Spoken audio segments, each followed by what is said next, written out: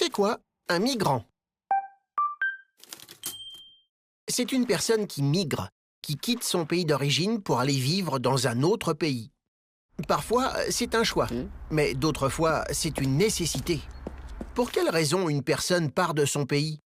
Parce qu'elle peut décider d'aller étudier à l'étranger ou y chercher un emploi. Elle peut aussi migrer pour rejoindre un membre de sa famille déjà installé dans un autre pays ou pour offrir un avenir meilleur à ses enfants dans de bonnes écoles. Mais la plupart du temps, les migrants sont obligés de quitter leur pays parce que la vie y est trop difficile ou dangereuse. Beaucoup d'entre eux tentent d'échapper à la misère et à la famine.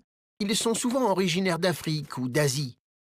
D'autres fuient la guerre, comme de nombreux Syriens et Libyens. Et il y a ceux qui abandonnent leur maison et leur pays à cause de catastrophes naturelles, d'inondations, de cyclones, et qui viennent surtout d'Asie et d'Océanie. Et dans quel pays les migrants vont-ils? La majorité trouve refuge dans des pays proches du leur, mais d'autres décident de partir en Europe ou aux États-Unis.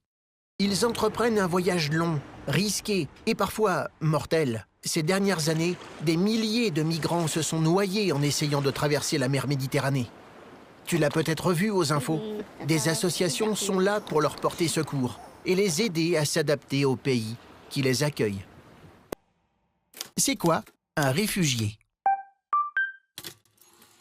Un réfugié est une personne obligée de quitter sa maison, et même son pays, car elle craint pour sa sécurité. Les principaux dangers sont souvent liés à la guerre qui sévit dans son pays. Ses idées politiques ou religieuses, son appartenance à une partie de la population plutôt qu'à une autre, peuvent aussi constituer des menaces pour sa vie. Le nombre d'hommes, de femmes et d'enfants qui ont besoin de se mettre à l'abri de la guerre, de l'intolérance et de la misère augmente sans cesse. Mais que deviennent-ils quand ils quittent leur pays? La plupart du temps, ils se réfugient dans un pays voisin, dans de grands camps organisés pour les accueillir. La vie dans ces camps est très difficile. Les réfugiés vivent sous des tentes et n'ont pas toujours accès à l'eau, à de la nourriture ou à une douche. Les principaux pays qui les accueillent sont l'Allemagne, le Soudan, l'Ouganda, le Pakistan et la Turquie. Une fois en sécurité, les réfugiés doivent demander l'autorisation de rester dans le pays, en prouvant qu'ils sont en danger chez eux. Le pays qui les accueille étudie alors leur demande d'asile. Si leur demande est acceptée, ils sont protégés par un statut officiel de réfugiés. Les réfugiés peuvent alors s'installer dans le pays d'accueil et chercher une maison et un travail. Ils démarrent une nouvelle vie, même si tous espèrent retourner un jour chez eux pour y vivre en paix. À quoi servent les moustiques? Une vie sans moustiques, ce serait le bonheur. Plus de bzzz agaçant, plus de piqûres qui grattent. Et surtout, plus de dengue ou de paludisme. Ces maladies transmises par les moustiques qui tuent chaque année des centaines de milliers de personnes. Mais peut-on se débarrasser des moustiques? Pas si sûr. Les moustiques sont sur Terre depuis bien plus longtemps que l'homme. Et au fil des années, ils se sont adaptés. Les villes, ils adorent. Ils y trouvent de quoi se nourrir et des réserves d'eau pour pondre leurs œufs. Inutile de chercher à les tuer à coups d'insecticides, ils finissent par résister. En plus, la méthode est dangereuse pour l'homme et pour d'autres animaux. L'arme la plus efficace? Favoriser la biodiversité, car plein d'animaux raffolent des moustiques. Les grenouilles, les chauves-souris, les oiseaux... Et puis, supprimer une espèce, ça ne se fait pas.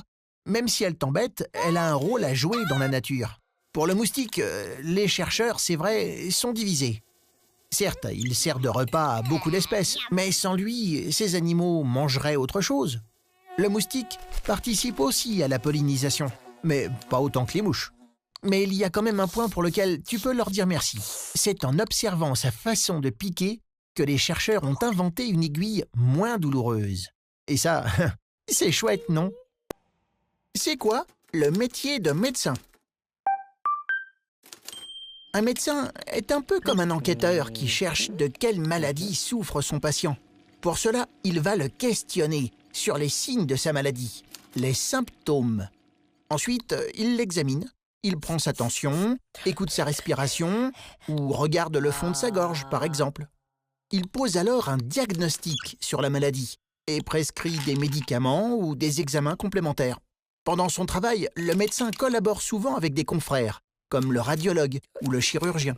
Mais comment devient-on médecin? Eh bien, c'est un très long parcours qui demande au minimum 9 ans d'études après le baccalauréat. Les 3 premières années, l'étudiant suit des cours à la faculté et fait quelques stages. En 4e, 5e et 6e année, il y a autant d'heures de stage que de cours. Et les 3 dernières années, la formation se poursuit essentiellement à l'hôpital. L'élève prend le nom d'interne. Il a dès lors de nombreuses responsabilités et il touche un salaire. À la fin de ses études de médecine, il doit présenter une thèse, à la suite de laquelle il devient docteur. Et pour exercer son métier, il s'inscrit au Conseil national de l'Ordre des médecins, qui contrôle et protège la profession. Enfin médecin, il peut ouvrir son cabinet ou travailler à l'hôpital. Il s'engage désormais à soigner, du mieux qu'il peut, tous ses patients. Ça change quoi, le Brexit? Depuis le 31 janvier 2020, le Royaume-Uni a quitté l'Union européenne. Cette sortie de l'Union est surnommée le Brexit. Le Royaume-Uni entre maintenant dans une période de transition pour adapter ses lois à la nouvelle situation. Alors, à quoi doivent s'attendre les Britanniques et leurs voisins européens? Avant, il suffisait d'un passeport ou d'une carte d'identité pour se rendre au Royaume-Uni depuis un pays de l'Union. Bientôt, il faudra peut-être demander à l'avance une autorisation appelée visa pour pouvoir y entrer. Ce sera sans doute encore plus difficile pour les migrants. En effet, le Royaume-Uni n'est plus obligé d'appliquer le droit d'asile européen. Il pourra donc refuser d'accueillir de nouveaux réfugiés et renvoyer chez eux ceux qui s'y trouvent déjà. Et les footballeurs étrangers qui jouent dans des clubs britanniques pourraient être obligés d'obtenir un permis spécial pour y rester. Au niveau commercial, acheter des produits britanniques coûtera plus cher, car il y aura sans doute des taxes à la frontière. Ce qui pourrait provoquer la baisse des échanges entre le Royaume-Uni et l'Union européenne. Pour l'instant, rien ne change. La transition va durer jusqu'à 2021 et pourra même être étendue d'1 ou 2 ans. Et toi, tu pourras toujours aller étudier au Royaume-Uni dans quelques années avec le programme Erasmus. Tu te poses des questions? Envoie-les-nous et nous, on y répond.